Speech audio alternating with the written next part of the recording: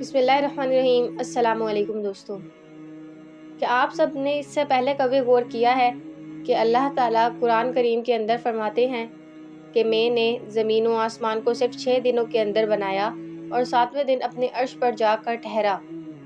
اسلامی تعلیمات میں ایک ہفتے کے 7ویں دن یعنی جمعے کو یوم السبت کہا گیا ہے، یعنی سب سے برکت والا دن اور باقی دنوں کا سردار۔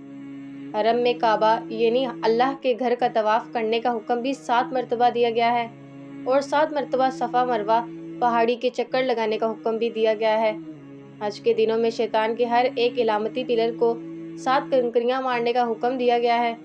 سورہ فاتحہ جسے قرآن کریم اور توحید کی بنیاد کہا جاتا ہے اور یہ اتنی اہم ہے کہ دن میں 5 مرتبہ نماز پڑھتے وقت مسلمان ہر رکعت کے اندر اسے پڑھتے ہیں اور اس کے اندر کل 7 آیات ہیں اور 21 حروف جو 7 اور 3 کا ملٹیپل ہیں۔ 7 سال کے بچے کو ہر صورت نماز پڑھنے کا حکم دیا گیا ہے۔ جنت اور جہنم کے دروازے 7 ہیں، ان کے 7 درجے ہیں۔ سورہ الطلاق آیت نمبر 12 کے اندر ارشاد ہوتا ہے کہ اللہ تعالیٰ نے 7 آسمان اور انہی کے برابر 7 زمینیں بنائیں جس کے اندر اس کا حکم اترتا ہے۔ اس کے علاوہ اللہ نے زمین پر اور 7 مضبوط آسمان یا پھر آسمان کی تہیں بنا دی ہیں۔ حضرت یوسف علیہ السلام کے دور کے فرعون مصر کو خواب کے اندر 7 موٹی اور 7 دبلی پتلی لاغر گائیں دکھیں اور قوم عاد پر اللہ نے 7 راتیں اور 8 دن تک عذاب کی آندھی کو چلائے رکھا۔ یہی نہیں بلکہ زمین پر بھی رینبو کے اندر 7 بیسک کلر ہیں جن سے باقی رنگ بنتے ہیں اور اس کے ساتھ میوزک کے بھی بیسک 7 سر ہیں۔ زمین پر 7 بر اعظم ہیں اور 7 ہی سمندر موجود ہیں۔ آخر نمبر 7 کے اندر ایسی کیا خاص بات موجود ہے کہ یہ قرآن کریم کے ہر ایک اہم واقعے کے اندر اور دنیا کائنات کو بناتا ہے؟ یقیناً اس نمبر کے اندر کوئی نہ کوئی ایسا راز چھپا ہے جسے ہم لوگ ابھی تک نہیں جانتے۔ قرآن کریم میں نمبر 1 کے بعد نمبر 7 سب سے زیادہ بار ریپیٹ ہوا ہے اور یہ حقیقت ہے کہ ہماری کائنات کا نظام سب ایٹمک لیول سے لے کر کائنات کی ترتیب تک سب ایک خاص قسم کی میتھمیٹیکل نمبرز کی ترتیب سے ڈیزائن کیا گیا ہے۔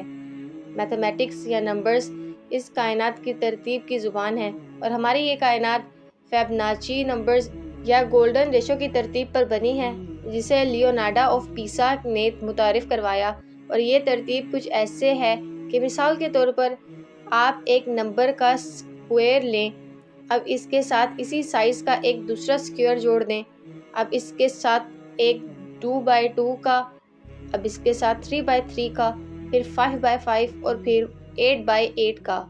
اب اگر ہم بالکل اسی ترتیب کو اسی طرح سے بڑھاتے جائیں تو یہ ایک خاص قسم کی اسپائرل شیپ کو بناتی ہے جسے ہم کہتے ہیں گولڈن ریشو یا فیبوناچی نمبرز۔ یہ وہ ترتیب ہے جو کہ اس وقت حاصل ہوتی ہے جب ہم ایک پچھلے نمبر کو اگلے 2 نمبرز کے اندر شامل کرتے ہیں جائیں، اور حیرت انگیز طور پر پودوں کے پتوں سے لے کر پھولوں، یعنی ہر ایک پودے، جانور اور خود انسان کے جسم کے اندر بھی بالکل یہی ترتیب موجود ہے۔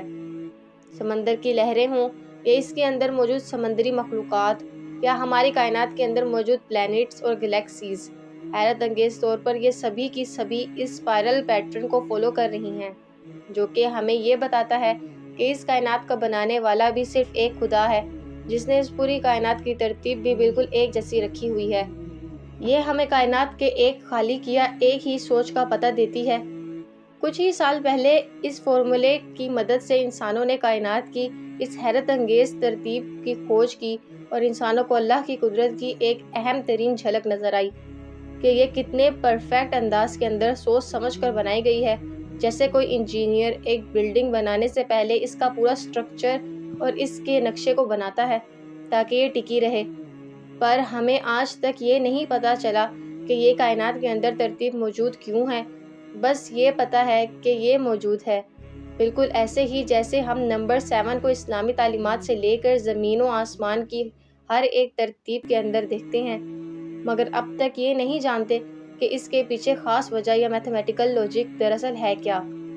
آسان الفاظ میں اسلامک اسکالرز کے لیے اور سائنٹسٹ کے لیے نمبر 7 آج تک ایک مسٹری ہے، ایک پہیلی جس کا اب تک کسی کے پاس کوئی جواب نہیں۔ شاید اب تک ہم انسانوں کا دماغ اتنا ایڈوانس لیول پر نہیں جا سکا کہ اس کی گہرائی کے اندر اتر سکیں، پر یقیناً مستقبل کے اندر ہم انسان اس کے متعلق کوئی نہ کوئی کھوج تو ضرور لگا لیں گے، کیونکہ اللہ تعالیٰ خود یہ چاہتا ہے کہ ہم اس کی کائنات پر غور و فکر کریں اور اس کی ترتیب پر غور کریں تاکہ اس کی ذات کو پہچان سکیں۔ اسی لیے وہ بار بار انسانوں کو دعوت دیتا ہے کہ ہم نے دنیا و کائنات کے نظام کے اندر دن اور رات کے بدلنے کے اندر نشانیاں رکھی ہیں، مگر صرف اور صرف عقل والوں کے لیے۔ پھر فرماتا ہے کہ ایک نظر اٹھا کر اس کی کائنات کو دیکھو تو تم اس کے اندر کوئی خامی نظر نہیں آئے گی، یہ بالکل پرفیکٹ ہے، بالکل اللہ کی ذات کی طرح۔ قرآن کریم علم کے علاوہ نمبرز کی ترتیب کے لحاظ سے بھی ایک معجزے سے کم نہیں ہے۔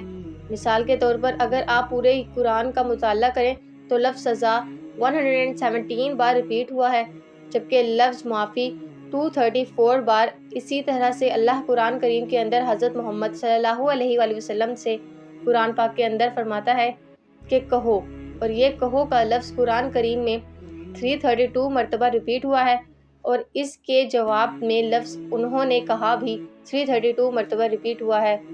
حیرت انگیز طور پر لفظ دنیا اور آخرت کی زندگی دونوں 115 مرتبہ ریپیٹ ہوئے ہیں۔ شیطان اور فرشتے دونوں کا ذکر پورے قرآن کریم میں 88 مرتبہ ہوا ہے۔ یہ کیسے ممکن ہے؟ جنت اور جہنم دونوں کا ذکر 77 ٹائمز، جبکہ زکوٰۃ اور برکت کے لفظ دونوں 32 مرتبہ یعنی 32 ٹائمز کے اندر ریپیٹ ہوئے ہیں۔ یہی نہیں بلکہ موسم بھی سردی اور گرمی کی صورت دونوں 5 مرتبہ پورے قرآن پاک کے اندر بیان ہوئے ہیں۔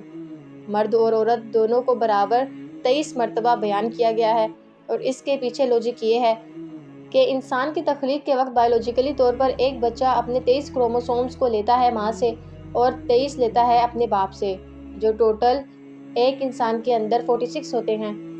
ایک انسان کے ڈی این اے کے اندر موجود یہ کروموسومز انسان کے ہر ایک کریکٹر اور جسم کو ڈیولپ کرتے ہیں۔ کیا یہ بھی اتفاق ہے؟ اس کے علاوہ زندگی اور موت دونوں کا ذکر 140 ٹائمز کے اندر کیا گیا ہے۔ مزید پورے قرآن کے اندر زمین کا ذکر 13 ٹائمز جبکہ سمندر کا ذکر 32 ٹائمز کے اندر کیا گیا ہے۔ ان دونوں نمبرز کو اگر جمع کیا جائے تو یہ بنتا ہے 45۔ اب زمین کا ذکر کو یعنی 13 کو 45 سے تقسیم کریں تو یہ بنتا ہے 28.88%۔ اب اسی طرح سمندر کے ذکر کو یعنی 32 کو 45 سے ڈیوائڈ کریں تو یہ نکلتا ہے 71%۔ اور ہم سبھی لوگ جانتے ہیں کہ ہماری ٹوٹل زمین پر خشکی ہماری پوری زمین کے 28.88% حصے پر موجود ہے اور سمندر 71% حصے پر۔ کیا اب بھی کوئی کہہ سکتا ہے کہ یہ سب کچھ اتفاق ہے؟ اس کے علاوہ قرآن کریم کے ایسے بے تحاشا معجزات موجود ہیں جو کہ اس کتاب کو اللہ کا کلام اور اس کائنات کو اس کی تخلیق ثابت کرتے ہیں، مگر صرف عقل والوں کے لیے ان میں نشانیاں ہیں۔ باقیوں کے لیے جن کی آنکھوں پر پٹی اور ان کے دلوں پر مہر ہے، ان کے لیے یہ سب کچھ صرف ایک اتفاق ہے، جیسا کہ ان کا دنیا میں آنا۔ اللہ تعالیٰ سے دعا ہے کہ وہ ہمیں سمجھنے کی اور نیک عمل کرنے کی توفیق عطا فرمائے، آمین۔